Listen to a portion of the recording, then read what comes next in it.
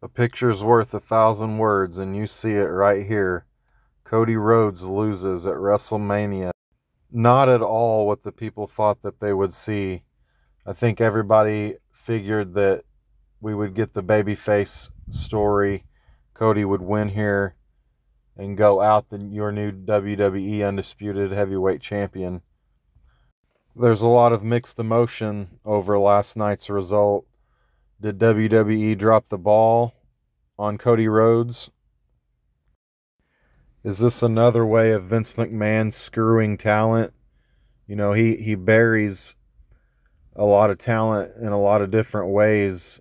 And, you know, I kind of feel like that's what he's doing here with Cody. He's kind of burying Cody. You know, if Cody doesn't defeat Roman, you know, who will? Who will in the next 1,000 days? Who will defeat Roman? Roman can be champion as long as he wants to because there's no one else to step up to him. I mean, who else on the roster will step up to Roman and give him a legitimate legitimate challenge like Cody did here? Nobody. Gunther, maybe. But Gunther, you know, Drew McIntyre, I think his time is gone and past. And I think the same for Cody here too. You know, if he doesn't do it at the big show at WrestleMania, why should he do it at Backlash? You know, if he can't do it in front of 81,000 fans at WrestleMania in Hollywood, 81 plus thousand fans that wanted and paid to see him beat Roman Reigns, you know, nobody else is going to do it. And Cody's not going to get it done after WrestleMania. There's no way. Why would WWE crown a champion, somebody that left the company and started a rival company against the WWE? Why would Vince McMahon, Triple H even, why would Triple H allow this to happen? You remember, you know, the sledgehammer to the throne at Double or Nothing, I believe it was, or, you know, the first AEW pay-per-view. Just all the jabs at Hunter. Yeah, their relationship might be hunky-dory, you know. Cody wants to make that big check, you know, and that's what he got here, this big WrestleMania check. But he lost his credibility. And now I don't have faith that Cody can get it done against Roman. In a way, I think he lost his integrity here. And this is a way for WWE to bury him after he's coming back from AEW. They just waited for the perfect time to do it. But let's say that wasn't the case. Let's just say they wanted a superstar like Cody to go up against you know, Roman at the big match at WrestleMania. Because when you look at the rest of the roster, who else would have won the Royal Rumble or had a match with Roman at WrestleMania that would have been as big as this one? Maybe that...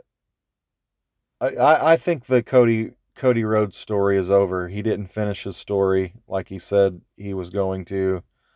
He had total confidence in himself. And I keep hearing that he didn't face adversity. You know, he didn't overcome the odds. There was nothing set against him, you know, or no obstacles placed against him to be in this predicament, to be able to have the opportunity to wrestle at WrestleMania against Roman. That the story didn't quite make sense, or the storyline hadn't even had time to develop yet. You know, but who else would have went up against Roman and it would have been a big as moment as this? But I think since they did this and they put all of this effort and energy into Cody, that they really should have gave him the belts. You know, why did they have the Usos lose? if you weren't going to have Roman lose on the second night. I just don't get that. Why not have them stay supreme and reign dominant as the Ultimate Tag Team and the Bloodline stay on top? Why do they have to lose, but Roman keeps his titles? And I think this is all to cement Roman's legacy in the modern era, you know, as a Babe Ruth of pro wrestling, as a Bruno Sammartino or a Hulk Hogan of our day. I think he needs a little bit more time to cement his name in that legacy. And I believe that's what WWE is doing with him right now.